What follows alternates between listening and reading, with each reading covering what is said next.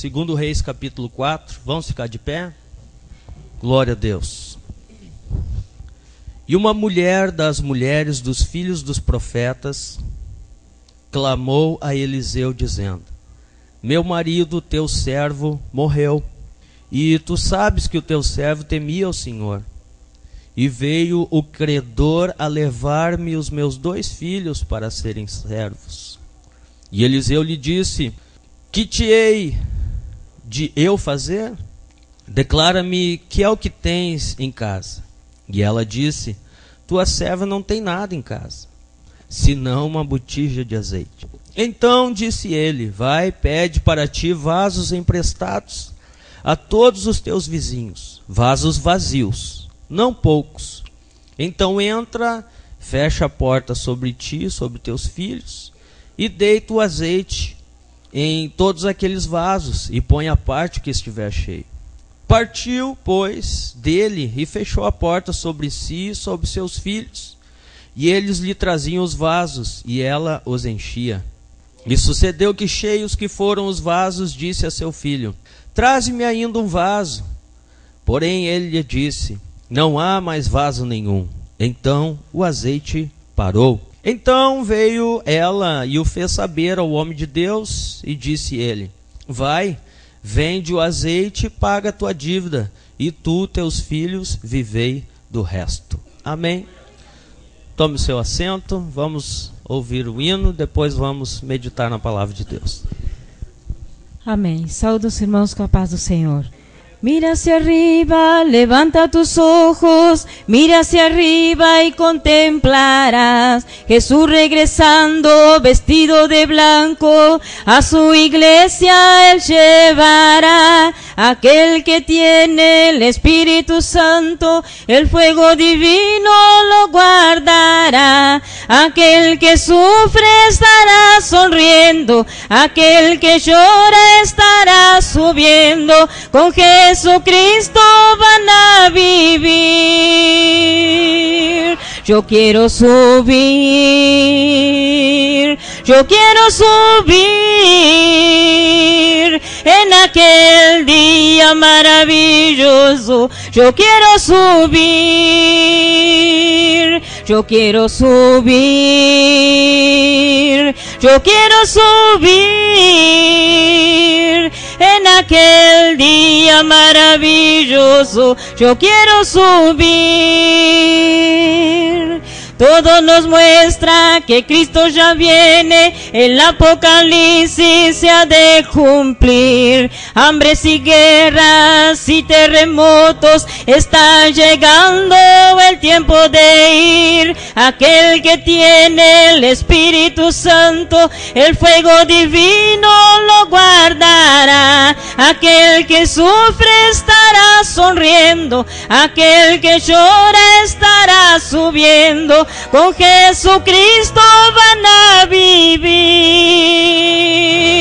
Yo quiero subir, yo quiero subir en aquel día maravilloso. Yo quiero subir, yo quiero subir, yo quiero subir en aquel día maravilloso. Yo quiero subir. Mira hacia arriba, levanta tus ojos, mira hacia arriba y contemplarás Jesús regresando vestido de blanco, a su iglesia él llevará. Aquel que tiene el Espíritu Santo, el fuego divino lo guardará. Aquel que sufre estará sonriendo, aquel que llora estará subiendo. Con Jesucristo van a vivir. Yo quiero subir, yo quiero subir en aquel día maravilloso. Yo quiero subir, yo quiero subir, yo quiero subir en aquel día maravilloso yo quiero subir. Todo nos muestra que Cristo ya viene, el Apocalipsis se ha de cumplir. Hambres y guerras y terremotos, está llegando el tiempo de ir. Aquel que tiene el Espíritu Santo, el fuego divino lo guardará. Aquel que sufre estará sonriendo, aquel que llora estará subiendo. Con Jesucristo van a vivir. Yo quiero subir, yo quiero subir en aquel día maravilloso. Yo quiero subir, yo quiero subir, yo quiero subir en aquel día maravilloso. Yo quiero subir. Amém. Aleluia. Glória a Deus. Quantos querem subir? Aleluia. Glória a Jesus. Glória a Deus. Meus irmãos, havia um casal numa certa cidade em que o irmão ele era muito esforçado na obra de Deus, mas a sua esposa não lhe acompanhava. Quando eles eram recém-casados, ela pensava em aproveitar a vida. Ele, qualquer oportunidade que tinha, ele se esforçava e queria ir em um culto, queria fazer algo na obra de Deus. Passava pelas ruas, ele queria entregar folheto, evangelizar, mas a sua esposa não lhe acompanhava. Dizia ela que quando os anos de casado se passassem, eles tivessem filhos crescidos, de repente poderiam se envolver na obra, mas que agora era muito cedo para eles se envolverem na obra de Deus. E os dias foram passando, os meses, os anos, e um dia aquela irmã ficou gestante, e agora, gestante, ele imaginava, agora ela vai ter um pouco mais de compromisso, e quem sabe vai amadurecer com o primeiro filho, e vai se envolver na obra. Veio o primeiro filho, e cada vez menos aquela irmã se envolvia na obra, enquanto seu marido se esforçava buscando a Deus em oração, buscava a Deus em jejum, em consagração, se esforçava. Era um daqueles irmãos que muitas vezes até procurava o encarregado da igreja para pedir um serviço e ficava alegre com qualquer serviço pequeno, por menor que fosse. Ele ficava alegre quando tinha uma oportunidade de trabalhar na obra de Deus. Enquanto sua esposa não queria nada de compromisso com Deus, com a obra de Deus, com a palavra de Deus, muitas vezes dizia que ele estava indo apenas para se aparecer e muitas vezes até impedia ele de realizar a obra de Deus. Os anos se passaram e veio agora o segundo filho. E aquela mulher, ao invés de amadurecer, ao invés de crescer na fé, ao invés de amadurecer espiritualmente, infelizmente, cada vez mais ela retrocedia. E é muito difícil quando um dos dois não tem o mesmo desejo de fazer a obra de Deus. Tanto no lado masculino como no lado feminino, um dos dois tentar puxar e o outro tentar puxar o freio de mão. Enquanto um vai dar um passo para frente, o outro dá dois para trás. Enquanto um quer ir para a oração, o outro quer fazer outras coisas, quer se preocupar com entretenimento ou se ocupar com outras coisas, pensando que ainda é cedo para se envolver na obra de Deus. E assim os anos se passaram e veio o segundo filho daquele casal. Infelizmente, depois que aqueles dois meninos já estavam crescidos, aquele velho guerreiro na obra de Deus cada vez mais se entristecia, porque parece que quanto mais ele orava e jejuava, mais a sua esposa retrocedia em realizar algo para Deus. Parece que posso até ver em alguns cultos alguém falando com a sua esposa, ou Deus usando alguém em profecia e mandando ela tomar uma posição, mas infelizmente aquela querida irmã estava sempre com o freio de mão puxado. Mas infelizmente chegou um dia na vida daquele casal, como vai chegar na vida de todos nós, isto é, aqueles que não puderem estar no dia do arrebatamento, ou aqueles que não chegarem até o dia do arrebatamento. E que dia é este, pastor Rubem? É o dia que a morte separa. Você sabe que a única coisa que pode separar um casal é exatamente isto, é a morte. Jesus abriu um precedente apenas, que seria por ato de traição. Então a pessoa traída poderia até pedir carta de divórcio e estava livre então para viver a sua vida. Mas fora disso, a Bíblia Sagrada não abre nenhum precedente para que se pudesse então separar, a não ser a morte. E um dia a morte chegou na vida deste casal. Chegou para o irmão, chegou para o homem. A morte o levou de repente, repentinamente, sem nem que ela pensasse, sem nem que a sua esposa imaginasse. Quando viu, já estava ali no ato fúnebre do seu marido. Agora sim, a realidade veio ao seu coração. Agora veio como no estalo de dedo na sua mente. E o que eu faço agora? Eu perdi todo este tempo sem buscar a Deus, sem tomar uma posição, sem querer me envolver com a obra de Deus. E agora, quem sabe que eu poderia me acordar, já é tarde. Meu marido partiu, eu fiquei só com meus 2 filhos. E agora o que vou fazer? Como se não piorasse, como se não bastasse tudo isso para piorar, agora começam a bater na porta da sua casa. Parece que vejo o carteiro chegando e entregando as correspondências. Ela ia na caixinha do correio pensando que tinha uma notícia boa, mas ela era só carta de cobrança.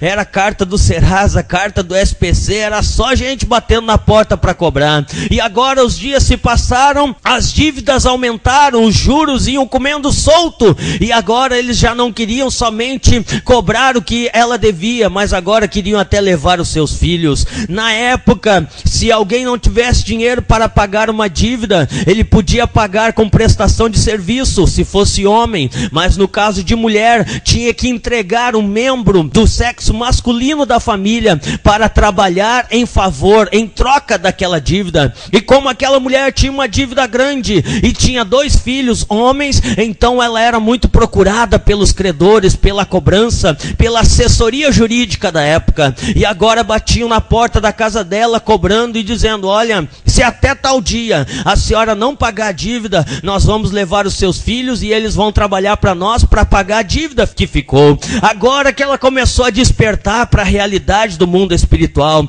E muitas vezes não é diferente nos dias em que vivemos. Às vezes uma irmã se esforça, busca, ora, jejua, procura se esforçar para não faltar culto, e o marido está ali com o freio de mão puxado, nem lomba baixa ele não anda, nem os trancos e barrancos ele não dá um passo para frente. E às vezes é o contrário, o marido se esforça, quer se envolver na obra, e a mulher usa os lábios ainda para emprestar para o inimigo, dizendo: tu quer se aparecer, tu não quer nada com Deus, tu quer ir para mostrar-se para os outros. E infelizmente assim era a vida deste casal. Mas chegou um dia, meus irmãos, que ela se deparou com uma triste realidade e agora já não sabia mais o que fazer. Então ela lembrou-se que o seu marido sempre dava testemunho de um homem de Deus em que ele se espelhava. Sempre, minha irmã, você deve se espelhar numa mulher de Deus, mas numa mulher de Deus que viva aquilo que ela prega. Eu tenho glorificado a Deus porque eu tenho pregado em diversos trabalhos da União Feminina, e eu sempre digo que eu sou um dos primeiros admiradores do trabalho da União Feminina, e principalmente das pregadoras que Deus tem levantado no ministério da União Feminina. Mas preste atenção, eu primeiro glorifico a Deus por aquelas que vivem aquilo que elas pregam, porque, meus irmãos, também não adianta as mulheres conhecerem Bíblia de capa a capa, de cabeça para baixo, e não viverem uma vírgula daquilo que elas estão pregando. Então eu glorifico a Deus porque Deus tem levantado este ministério de irmãs pregadoras, mas principalmente por aquelas que vivem aquilo que estão pregando. Mas infelizmente aquela mulher, ela nem vivia e muito menos pregava. Ela era daquelas que, se via o nome da escala, ela arrumava uma dor de dente, ela arrumava o que o pastor Humberto chama de explicativa. É uma explicação misturada com justificativa, mas é tudo esfarrapado. preocupado, nada é verdade, está tentando fugir do compromisso. E aquela mulher sempre fazia isso, mas agora não tinha para onde fugir,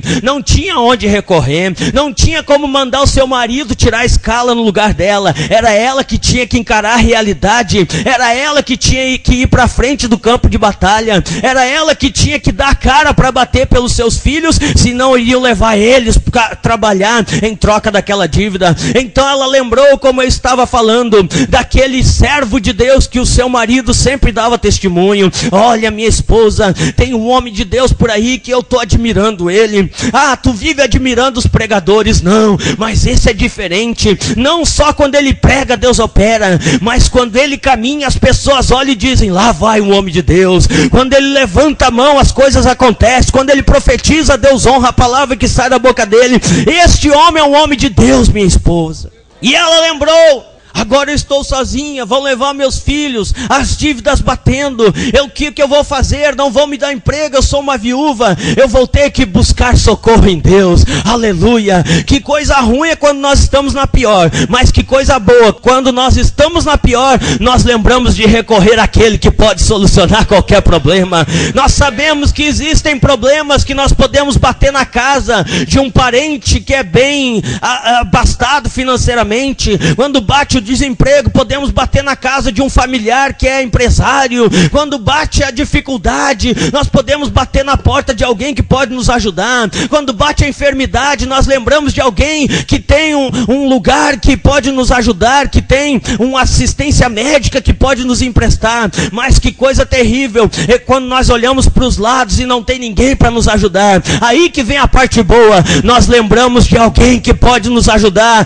independente dos limites humanos, independente das nossas forças, independente dos nossos recursos. Existe um Deus no céu que está com as mãos estendidas para nos dar vitória e para nos abençoar. E aquela mulher lembrou do Deus que o seu marido servia, lembrou do Deus que o seu marido trabalhava na sua obra, lembrou do Deus que o seu marido pregava e testemunhava, lembrou do Deus ao qual o profeta que o seu marido se espelhava também servia. E o que ela fez? Se arrumou e saiu a buscar a resposta dos lábios de um homem de Deus. Aleluia! Eu me recordo de um pregador num congresso de missões que estava dizendo, meus irmãos, há 30 anos atrás, quando uma criança ficava enfermo na casa dos crentes, a primeira coisa que eles faziam, rodeavam aquela cama com lágrimas e joelho no chão e dizia, Deus, cura esta criança. Mas os anos se passaram e hoje é mais fácil pegar o celular e ligar para o médico, ligar para o centro clínico e pedir socorro. Mas que bons tempos é quando nós recordamos em primeiro lugar o Senhor e deixamos os recursos da terra para depois. É claro, não podemos ser ignorantes a ponto de entender que se a pessoa está morrendo não precisa buscar recurso. Não é isso que eu quero dizer. Eu quero dizer que a nossa fé não pode diminuir. Ao passo que nós vamos caminhando na fé, ela tem que aumentar. A nossa fé tem que amadurecer, tem que ir crescendo. Mas aquela mulher não tinha nada de fé, ela não tinha nada de envolvimento com as coisas de Deus. E agora deu um brilhozinho de fé lá dentro da sua alma, lá no meio do seu coração, lá no fundo da sua mente, começou a brilhar um pouquinho de fé, mas infelizmente foi no momento da dificuldade.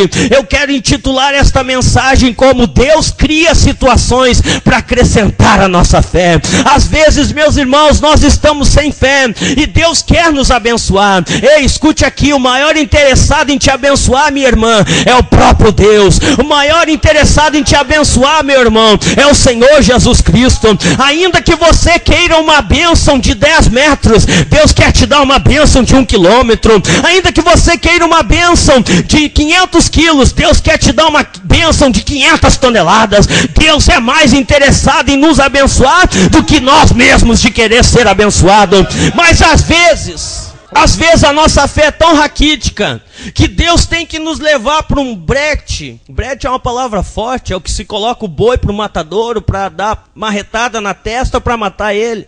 Mas Deus nos coloca num beco sem saída, um pouco mais bonito, para que nós venhamos entrar para o caminho da fé. Como cego no escuro, pior do que ser cego é tatear no escuro, cambaleando como bêbado pelas ruas, porque não temos uma fé genuína, firme no Senhor e centrada no Senhor.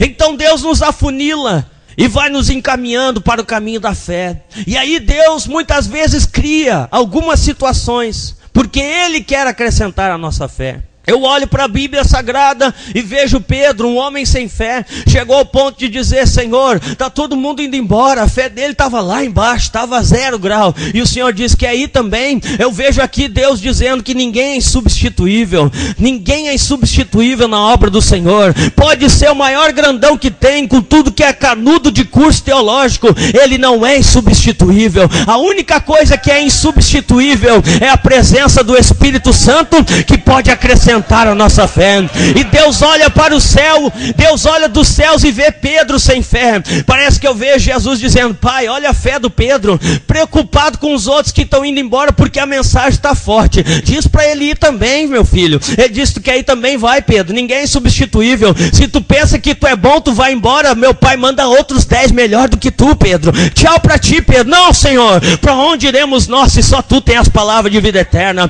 Pedro começou a acordar, começou a ver que a verdade é que cura, dói, mas cura. Quando a gente é criança, que terrível fazer curativo, né? Eu me lembro o primeiro tombo que eu ganhei de bicicleta. Eu venho de uma família muito pobre, e a minha primeira bicicleta eu ganhei, eu tinha 12 anos de idade, e ainda tinha que repartir com meu irmão mais novo que tinha 10. Então eu tinha que fugir para poder andar um pouco mais que ele. Eu tinha que fugir para longe de casa, e numa dessas fugidas eu raspei o joelho no saibro e foi terrível. Meu pai me levou na farmácia, e até antes de eu conhecer Jesus, eu não podia lembrar daquele farmacêutico. Ele teve que raspar aquele saibro que ficou no joelho e depois colocar uma pomada e fazer o curativo. Como eu odiava aquele homem. Mas depois eu fui entender que ele fez aquilo para o meu bem, curou. Até hoje tem a cicatriz, mas curou e não infeccionou. E às vezes Deus tem que fazer assim conosco, para espremer o pus que está na nossa alma. Dói, mas fique tranquilo, Deus depois manda o bálsamo do seu Espírito para poder abençoar e curar de vez aquela ferida. Aleluia. Pai, o que vamos fazer para acrescentar a fé do Pedro? Vamos criar uma situação. Faz o seguinte: manda eles ir para o alto mar e tu fica na praia. Tá bom, pai, depois eu dou o resto das ordens. Ele disse: vocês vão para o alto mar, depois eu alcanço vocês. Os discípulos ficaram fazendo continha, ficaram com a pulga atrás da orelha. Como é que Jesus vai nos alcançar? Não tem jet ski, não tem lancha, não tem outro barquinho. Como é que ele vai nos alcançar? Bom, se ele diz que vai nos alcançar, vamos tranquilo. Se Deus diz que vai fazer, não te preocupe como ele vai fazer e pronto. Deus é tão poderoso que ele derruba a muralha para fazer contrapiso da casa do crente. Ele mata gigante para dar comida para os bestas feras. Ele faz o mar vermelho virar uma freeway para o seu povo passar. Deus é Deus e ele faz do jeito que ele quer. Oh, bendito é o nome do Senhor. Tem muito crente preocupado, mas como Deus vai agir? Não te preocupa, fica tranquilo que Ele vai agir do jeito dele, e é o melhor jeito que tem para agir, é o jeito de Deus. Quando os discípulos estavam em alto mar, quem vem caminhando? O Senhor Jesus. Ele disse: Pai, estou indo, e agora o que eu faço? O primeiro que perguntar quem é, tu diz para ele que é tu. E ele vai te perguntar: meu filho, então faz eu ir contigo sobre as águas. Aí 50% da nossa situação está formada. Se ele der um passo, é um pouco de fé que eu acrescento. Se ele der 2 passos, é mais um pouco de fé. E Pedro foi, e deu um passo, e deu 2. E parece que vê Jesus dizendo: Pai, está dando certo, a nossa situação está acrescentando a fé dele. É isso aí, meu filho. Mas Pedro não pode ir muito longe, senão ele vai se orgulhar, e vai se inchar, e vai pensar que ele que é o bom. No terceiro passo ele vai afundar, mas estende a mão para ele saber que mesmo na fé pequena tem um Deus que estende a mão para ajudar aquele que está em necessidade. Aleluia. Deus, às vezes, quando nós temos 3 lutas, Ele nos dá vitória em 2. Para quê? Porque se Ele dá nas 3, vitória nas 3 lutas, a gente vai pensar: tô com a bola cheia, estourei a boca do balão. Que nada, Ele dá vitória em 2 e deixa uma te moendo, para você reconhecer que Ele deu vitória, mas Ele que vai te dar vitória na outra, para que você não venha querer ser glorificado no lugar dele. Aleluia. E agora Deus criou uma situação na vida desta mulher para acrescentar fé. Por quê? Ela nunca teve fé, nunca acompanhou seu marido. Quem sabe nunca tinha nem obedecido o que o seu marido solicitava. nem acompanhava ele para ir num culto de oração. Se não ia num culto normal, quanto menos num culto de oração.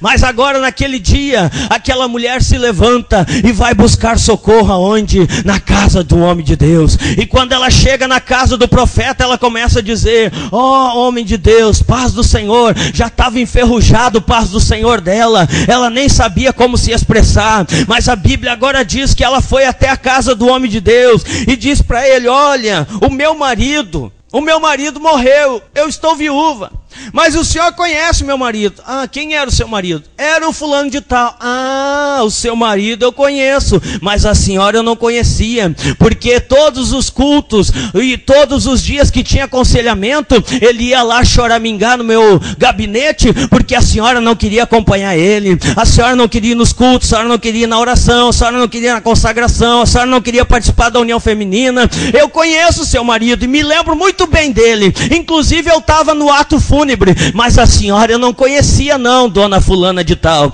E ela diz: pois é, eu sei que eu nunca acompanhei ele, mas é o seguinte, agora o meu marido morreu, e tu sabe que ele era um homem de Deus, agora ela quis se escorar na vida espiritual do outro. Ei, a salvação é individual, você não vai agarrada na bainha da calça do seu marido, nem você agarrada na bainha da saia da sua irmã, da sua esposa. Ou você busca a Deus e busca um compromisso diante do Senhor, ou a tua esposa vai sumir, e quando olhar para o lado você vai ver: meu Deus, é verdade, Jesus levou a igreja e eu fiquei sozinho, sem o Espírito Santo, e para piorar, sem a minha esposa. Aleluia. Duas coisas terríveis deve ser, né? Ficar sem o Espírito Santo e ficar sem a esposa. Eu fiquei só um fim de semana que a minha esposa foi pregar no Uruguai, já foi terrível. Imagina no arrebatamento ficar sem. Então eu vou me agarrar com Jesus para que eu possa subir junto com ela e nós possamos lá adorar o Senhor. Aleluia. O meu marido, teu servo, morreu, e tu sabe que ele era um homem que temia a Deus. Ah, sim, mas qual é o problema agora? A senhora veio pedir reconciliação? Não, depois a gente conversa sobre isso, talvez mais tarde, quem sabe. Bom, o negócio é o seguinte: as cobranças estão batendo lá em casa. Quem sabe ele até deixou a desejar, e era um mau administrador, não sabia muito bem de economia doméstica, porque tem gente que ganha 500 e gasta 700. Tem gente que tem uma inclinação natalística, lá na Argentina, Navidad, uma inclinação de Navidad, uma inclinação natalística. O espírito Papai Noel toma conta dele, ele tem que comprar presente para o vizinho, para a avó, para o tio, para a tia, até para o cachorro ele compra presente, porque é um espírito que toma conta. Aí entra janeiro todo endividado, estourou o cartão de crédito, estourou talão de cheque, vai lá tirar outro talão, o banco diz: recusado, você já excedeu o número, o limite de cheque, já está tudo estourado a conta, porque o Espírito toma conta. Quem sabe esse homem tinha este problema e deixou este problema para ela, porque escute bem, não é por ser um homem de jejum e oração que é o super espiritual. Outro dia eu li um livro de um grande escritor evangélico e ele disse: muitas pessoas pensam que porque leem bastante são espirituais, faz elas entenderem que elas são espirituais, então elas caminham toda entonada. Você já viu aqueles pastores que caminham todo entonado? Ele mal sabe o alfabeto de cor, mas só porque ele leu meia dúzia de livros de teologia e ganhou 3, 4 certificados, ele acha que é o super espiritual. Isso não faz de nós super espirituais. O que faz de você espiritual é hoje você ter um pouco mais de comunhão com Deus do que você teve ontem. Se ontem você orou 1 hora e hoje você orou 50 minutos, você decaiu na fé. Mas se ontem você orou 5 minutos e hoje orou 10, glória a Deus, você está crescendo e Deus vai criar situações para acrescentar a tua fé. Agora eu não sei, dá-nos a entender que quem sabe este querido irmão tinha problemas, dificuldade na economia doméstica, na parte financeira, na contabilidade. Eu conheço uma família que mora na Serra e o esposo dessa irmã ganha 5 mil e ela gastava 7, 7,5 às vezes, mas estava sempre no vermelho. Quem me dera ganhar um dinheirão desse por mês, mas estava sempre no vermelho. Por quê? É o espírito maligno que inclina para o consumismo e gasta mais do que tem. Às vezes é coisa que nem precisa. Às vezes tem sapato no guarda-roupa que nunca usou, mas vai lá, saiu um novo Ferracina, ele vai lá e compra, e nem sei se vai usar, mas tem que comprar, é o espírito maligno. Quem sabe era isso que tinha na vida deste irmão? Ele também tinha suas debilidades.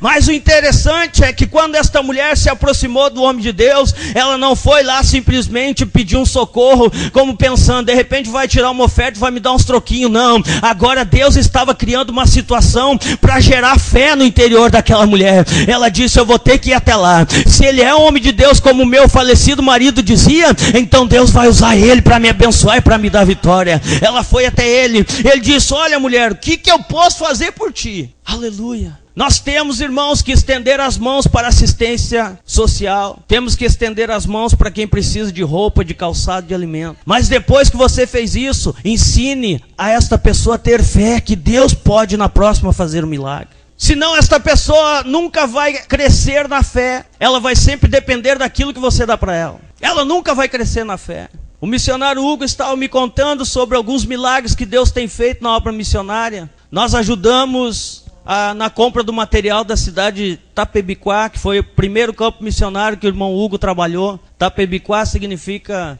estradas esburacadas, caminhos poceados, esburacados. Tapebiquá. Foi a primeira vez que eu vi um demoniado voar na parede, foi ali em Tapebiquá. E Deus faz milagres.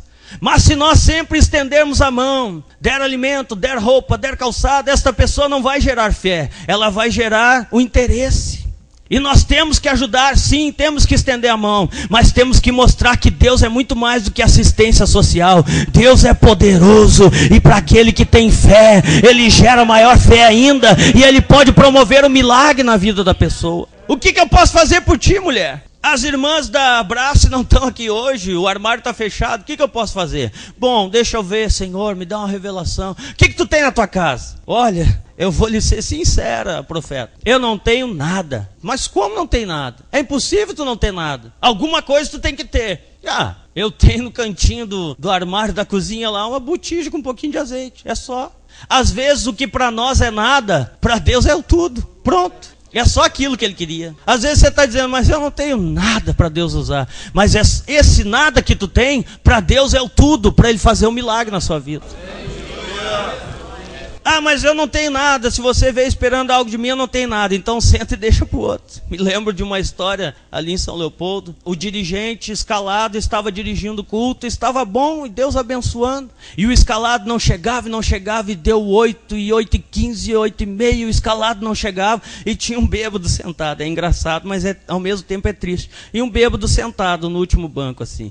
E aí o bêbado ali atento, né? E o dirigente cheio do fogo. E glória a Deus, aleluia. E ergue a mão. E Jesus, e a palavra diz assim, e o bêbado lá assim, olhando aquilo maravilhado. De repente chegou o pregador, chegou o senhor doutor pregador, já chegou lá por 20, 15 para as 9 e sentou. Aí o que estava dirigindo, era um carequinha assim que nem eu, ele disse, agora eu vou passar para o pregador que chegou, o escalado para pregar. E o pregador foi, redemunhou de lá e de cá e não saiu nada. O bêbado levantou do último banco e disse, devolve para o carequinha que estava melhor. Aleluia. Às vezes, irmãos, a gente quer dar aquilo que a gente não tem, mas se você tem só um pouquinho de azeite lá no cantinho da botija, lá guardado, escondido, até com teia de aranha, é isso aí que Deus precisa para gerar um milagre. Apresenta isso para Deus nesta noite, que é daí que vai sair o milagre de Deus.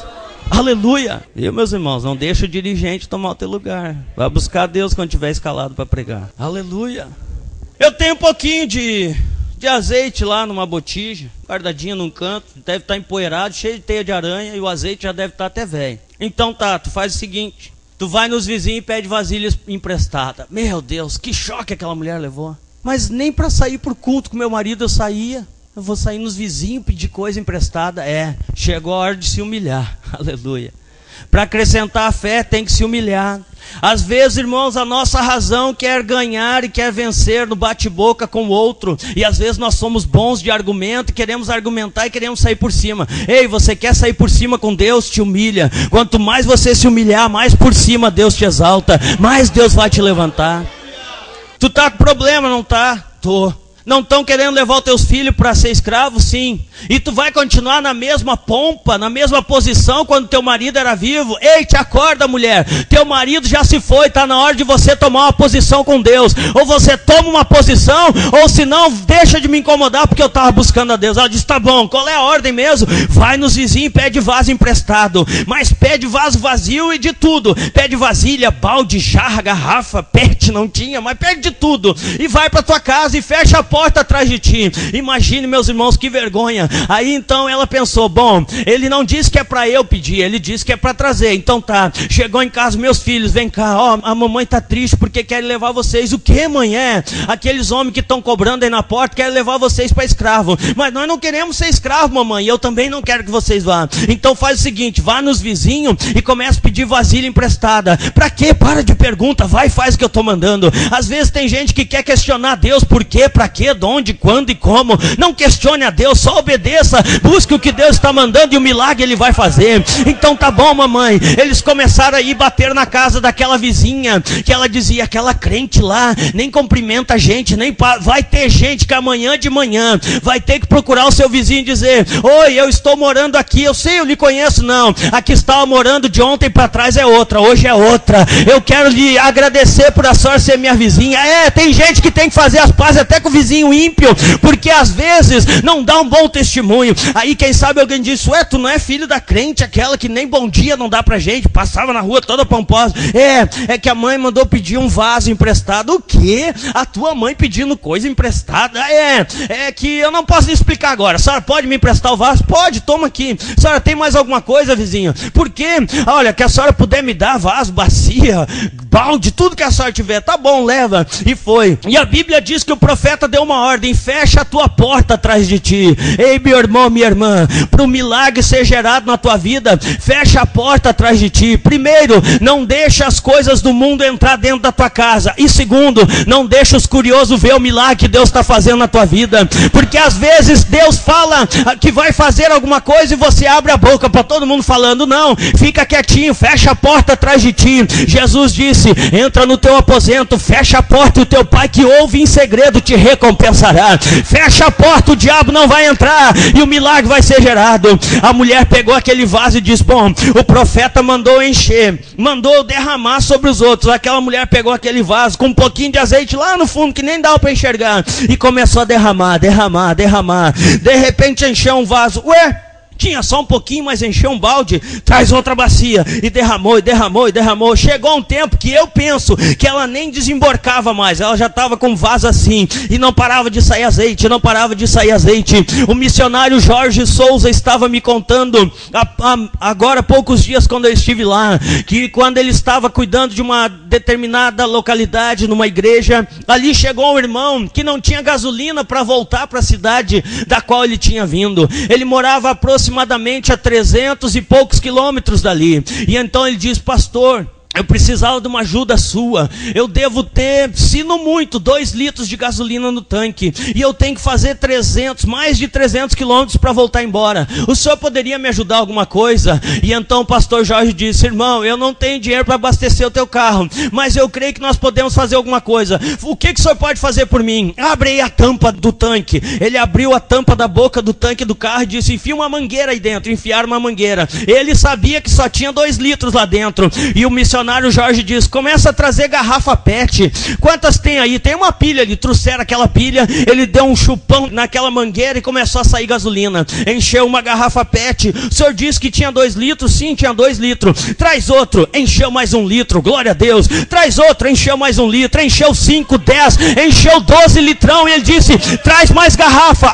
Tem garrafa nos fundos de casa. Foi correndo, lavou as garrafas e trouxe. Encheu mais várias garrafas. Tinha mais ou menos 16, 18 litros de gasolina. Dos 2 já tinha 18. Ele disse, traz garrafa que ainda tem gasolina. Terminou as garrafas e agora parou de vir gasolina. Botaram os 16, 18 litros, não me lembro, de volta no tanque. O homem fez 350. Qualquer irmão que tem carro ou irmã sabe que não se faz 300 quilômetros com isso, mas Deus é poderoso para gerar o milagre. Ele cria situações para acrescentar a nossa fé.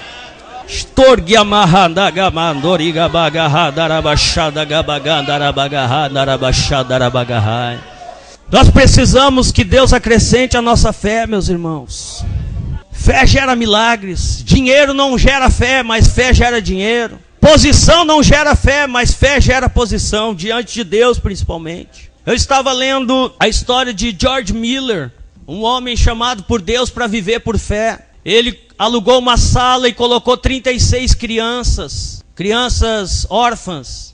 E ali ele tinha que alimentar aquelas crianças, ele pregava para elas, ensinava a Bíblia, levava para a escola, 36 crianças. Os dias foram aumentando e com o tempo ele já tinha 100 crianças, que ele dava café, almoço, janta, pregava a palavra, ensinava o caminho reto. Não tinham pai nem mãe, ele e a sua esposa eram pai e mãe. E um dia, isso aconteceu em Bristol, nos Estados Unidos, na Inglaterra. E um dia tinha 100 crianças para tomar café de manhã e não tinha pão, não tinha leite, não tinha margarina, não tinha nada. E então, George Miller chegou no refeitório, 100 crianças sentadas esperando o café da manhã.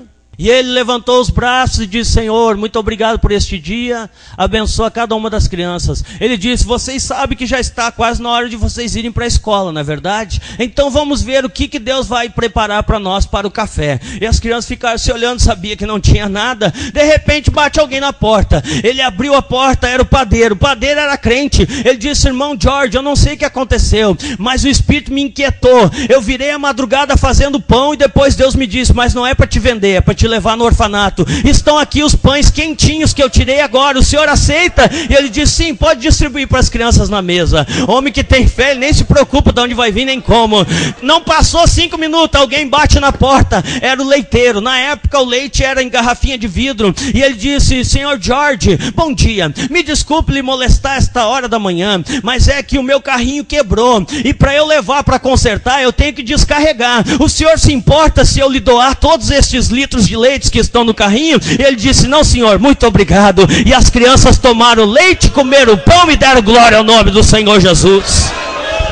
Aleluia. Os anos se passaram e George Miller construiu um orfanato para 2.000 crianças e nunca faltou comida dentro daquele orfanato. Sabe por quê? Porque Deus criava situações para acrescentar a fé dele. Ele ficou conhecido e é conhecido até hoje como o homem que recebia as coisas de Deus. Você quer ser uma pessoa que recebe as coisas de Deus? Tem gente que às vezes diz: ah, Deus tem me abençoado, mas o meu emprego é que me dá o meu salário. Não é nada. Se Deus não abrir a porta do emprego, tu não vai ter nem salário. Se Deus parar 3 segundos o oxigênio na terra, é capaz de você tombar gelado.